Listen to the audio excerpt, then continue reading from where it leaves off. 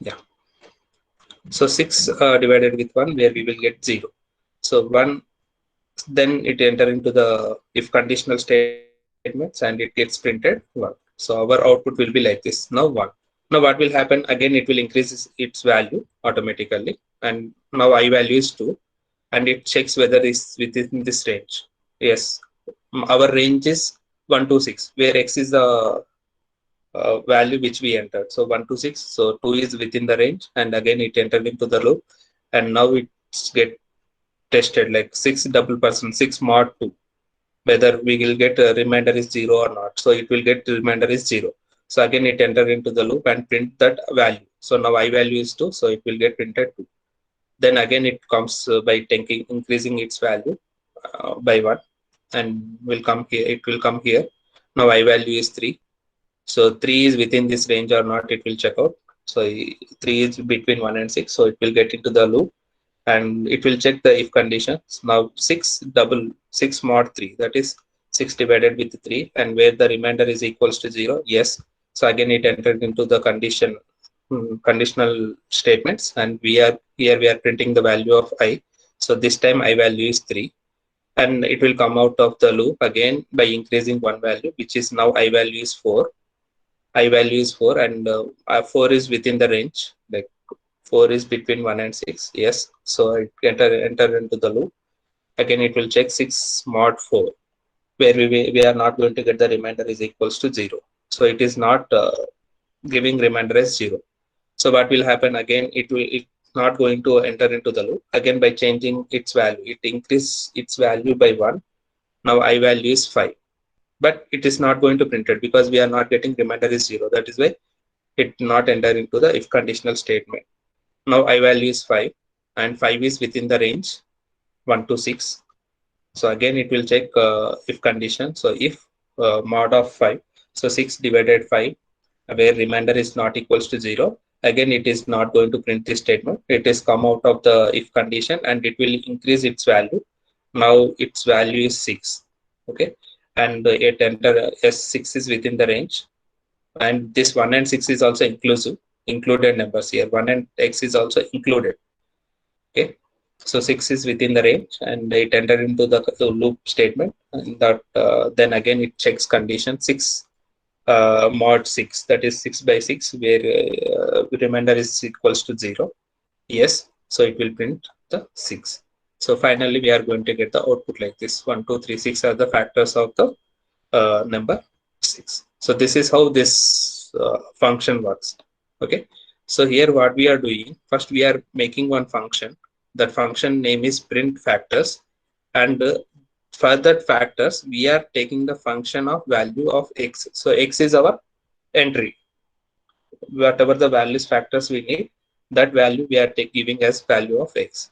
Then it enter into the loop, and it will give you some generalized statement like the factors of whatever the given value of x are. Then it will start giving whatever the factors we have. So for the previous example what we discussed till now, it will get like this. So the factors of 6 are, then it start printing the factors when after enter into the loop. So first factor is 2, then 2 1, then 2, then 3, and then 6. So this is how we get the output of the previous example. Any doubts in this one?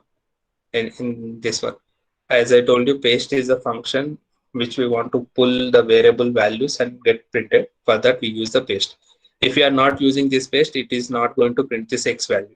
X, because x is a variable, and variable is carrying some value. That value is not going to get printed here.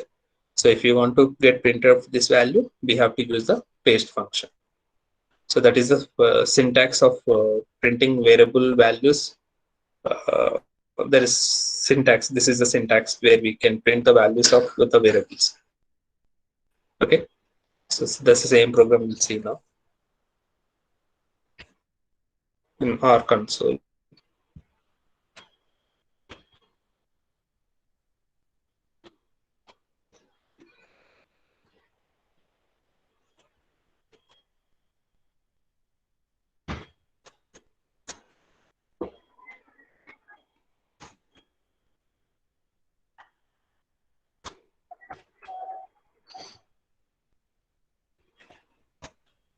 In this program, indentation is very, very important. If you cross the indentation,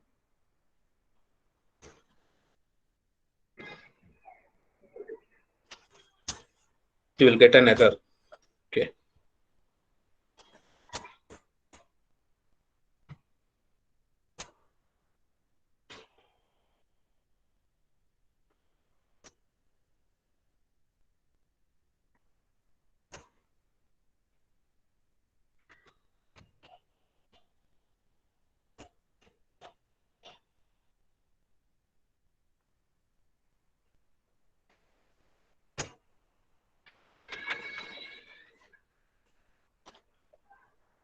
Indentation was not correct, I think. Let's check. So I will call that function print factors, and I want to know the factors of 6. So I'll give you an entry as 6 instead of x. So I'm getting. So indentation was correct, but it is not clearly, neatly represented. We can do more. So this is the 2 or same. Now it's fine. Okay. So if you see here,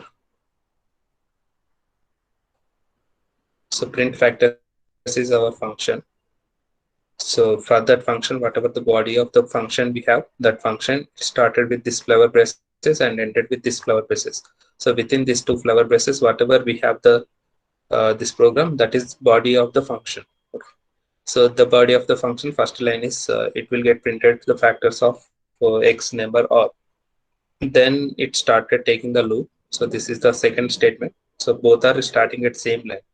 So when it is entered into the loop, it takes this flapper, within this uh, wait, okay. So within this pink color, pink circled parenthesis was there. This is the body of for loop. So within the body of for loop, we have this 2 lines like if condition and that respective if statement. So for this if statement, we have these 2 parentheses. Okay. So within these 2 parentheses, we have the print I statement. So it will go line by line. So we are defining the function itself. We are not calling the function. We are just defining the function. So our function name is print factors, and whatever the function plugin was there, like where entry was there, that we are taking as the value of x. So function of x. So print paste, and it will get printed the factors of x r. Then it enter into the next line. Let's say the while it execution first line, then second line, then third line. Okay.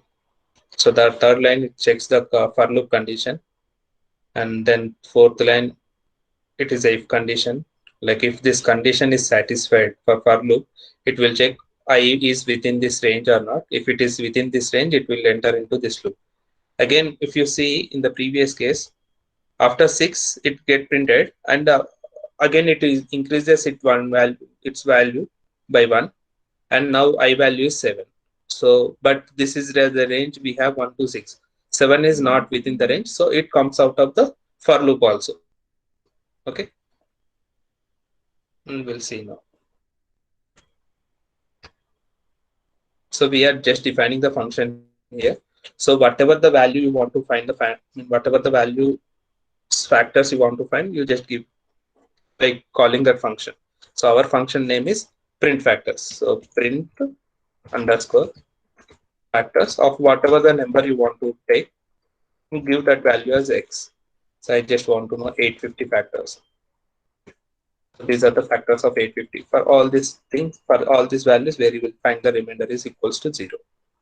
So this is the way we are going to calculate. There are multiple ways to get the factors. So this is one method.